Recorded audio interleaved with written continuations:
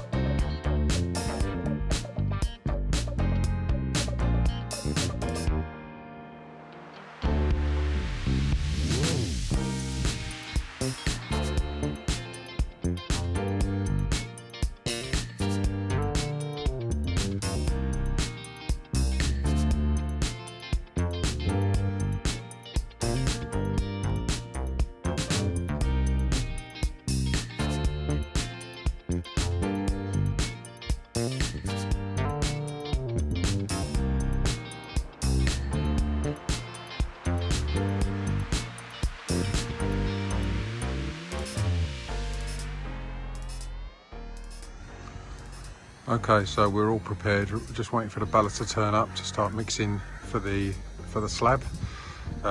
We intend on laying the slab today. This is what we've done so far. So hardcore underneath, 50mm of blinding on top of that, damp course, insulation, and then the VCL on top of that. So now we're all ready to start laying the slab. So like I say, just waiting for the ballast to turn up and we can start mixing and start laying.